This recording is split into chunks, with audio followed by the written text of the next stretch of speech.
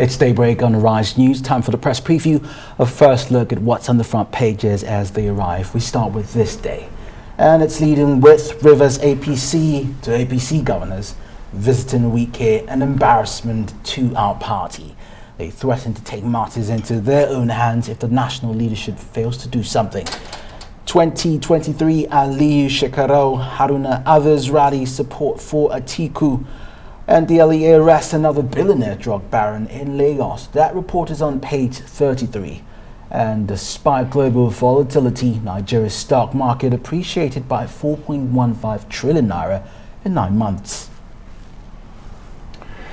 And let's take a look at the headlines in the Nation newspaper this morning. NDLEA seizes 8.8 billion naira tramadol pills in raid of Lagos mansion. And the presidency, why Tinubu is best for the job by Al-Makura. Also, University of Lagos to get new vice chancellor for Friday. Still in the Nation newspaper this morning, Nigeria orders tackling exchange rate crisis, says World Bank. Now on to other papers. The Punch newspaper. Its leading headline this morning, PDP crisis, the BOT convenes emergency meeting to rescue Atiku's campaign. Some riders. Party board meets this week as pressure mounts on PDP chairman to throw in the towel. We can't go into the polls divided. We'll make needed sacrifices to move forward. That's from a BOT member. And the Wabara-led reconciliation panel meets Atiku ahead of Tuesday's Port Harcourt meeting with Wike.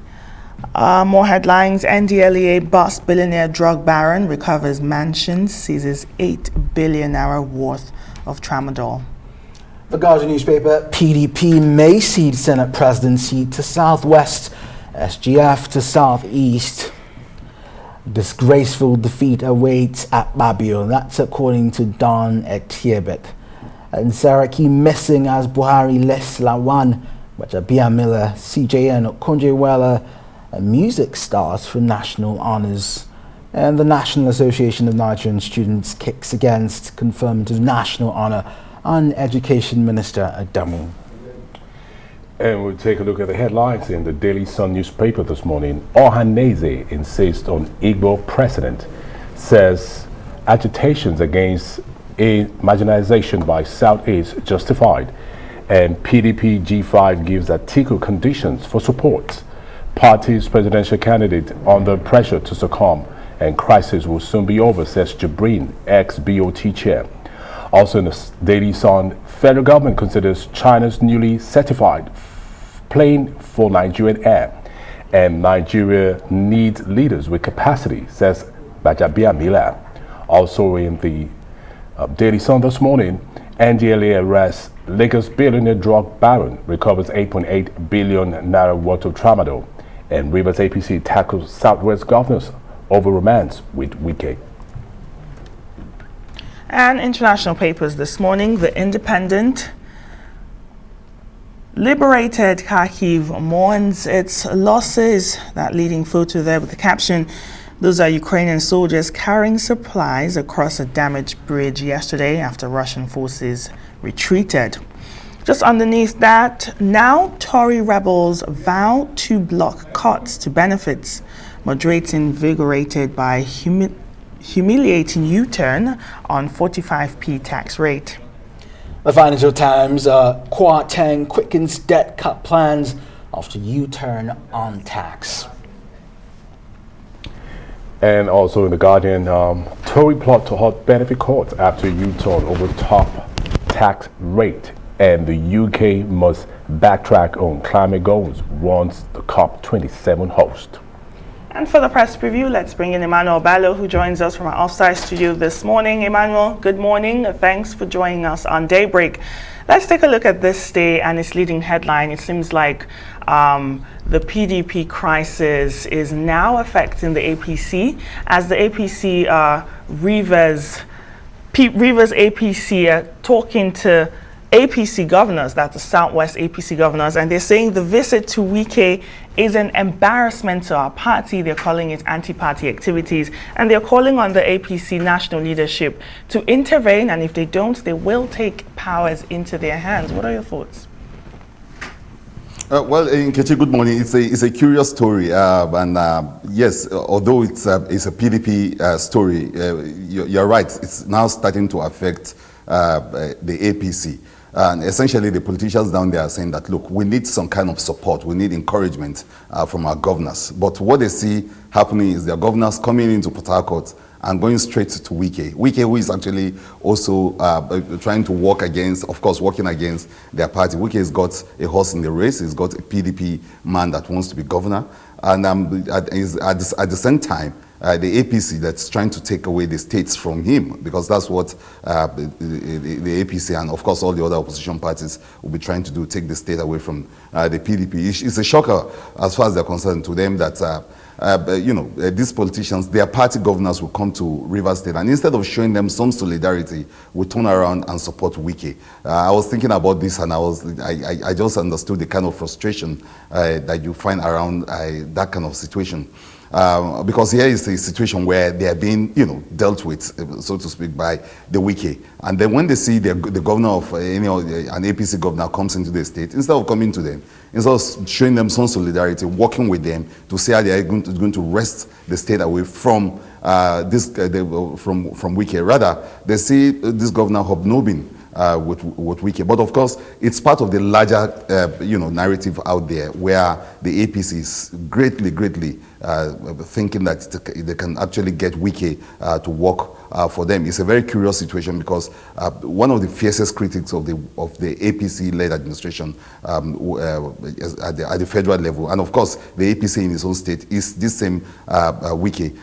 Yesterday and the days before then, you have people on the socials replaying some of the things that Wike had to say about the APC regime. Very fiery, incendiary things he has to say about the APC, this president's record, and the fact that it's a shame that people are even talking about an APC regime. But to see Wike, of course, hobnobbing with the APC, and even now the APC in the state actually even being alarmed with such with this, tells you that in politics anything can happen.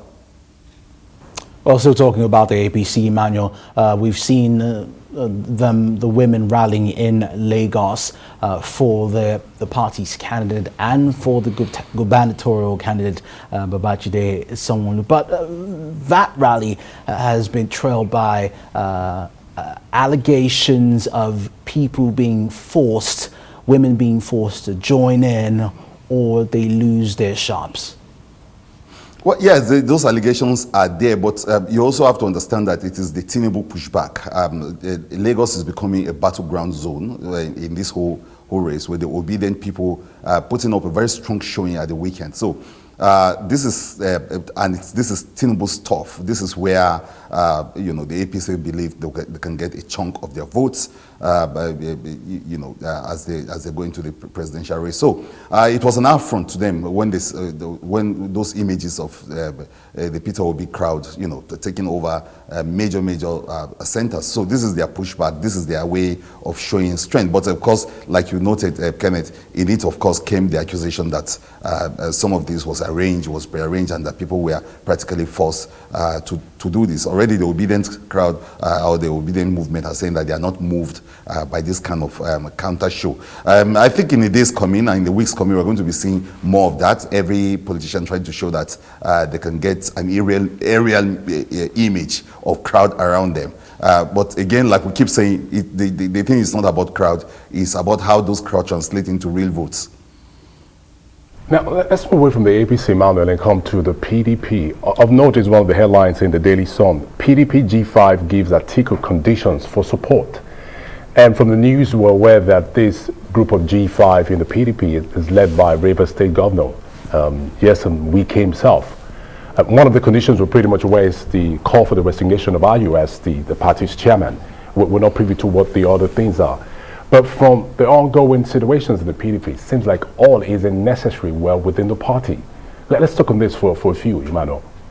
Yeah, and Benny, you're welcome, my old friend. Yes, you're right, but it's a situation, and I like how the Sun newspaper called them the G5. In some places, they are called the PDP 5. They are becoming a force on their own, and they are beginning to have a sort of rock star kind of image around them. There's a picture of them, 5 of them walking around. But beyond that is the deep issues that of the bedeviling the PDP.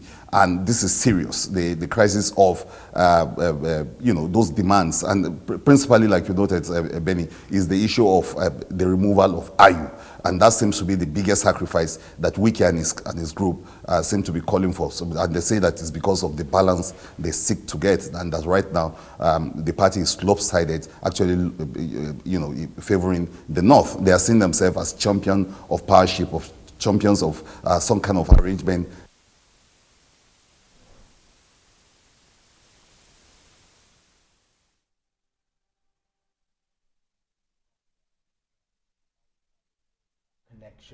Back. Let's take a look at some of the headlines again, and we go over them in this day newspaper. Rivers APC to APC governors visiting Wike and embarrassment to our party.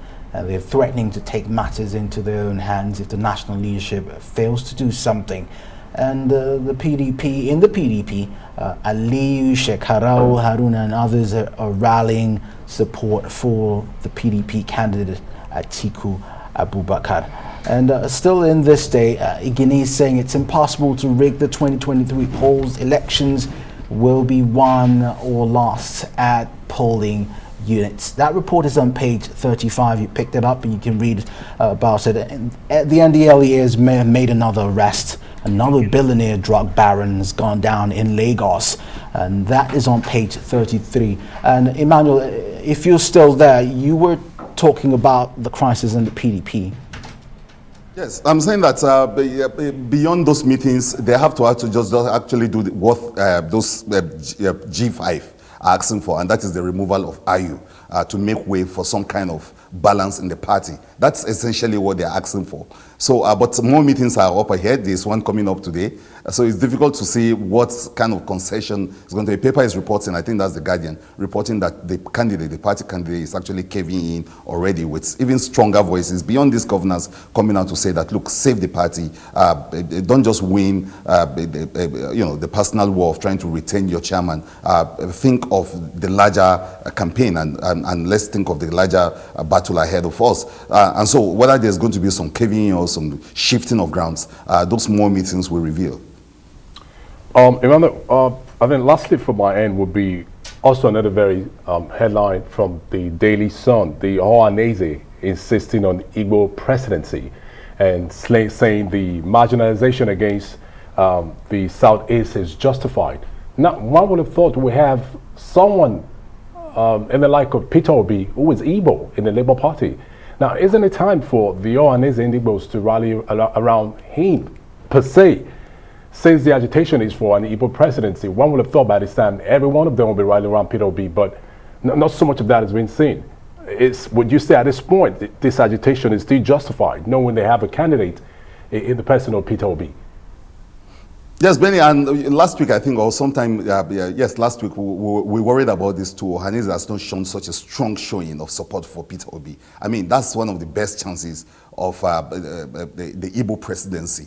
And so you expect that, yes, there's that strong. And then, Benny, too, another thing coming out of the Southeast that some people don't understand is all those charged by the IPOB that there won't be elections there and that, they won't have elections in the country, certainly not in the Southeast. And you see that kind of rhetoric coming out. And then when you benchmark that against the call for an Igbo presidency, you begin to wonder. And people have even asked the question if Obi is not getting the kind of support he should get, the kind of push he should get from the Southeast, because all the other regions are doing it. The Southwest is rallying its base around Tinubu. It's becoming a regional thing. Of course, the North too, looking towards Shitima, looking at Atiku, giving them a lot of support. Why is Obi not enjoying a lot of that from the Southeast? And but this part of the larger problem where on one hand, you have the call for Igbo presidency. On the other hand, you talk about self-determination. Some of these calls sometimes actually distorting the message for an Igbo presidency. But Ohanaeze is coming out strongly to say they are canvassing for an Igbo presidency. And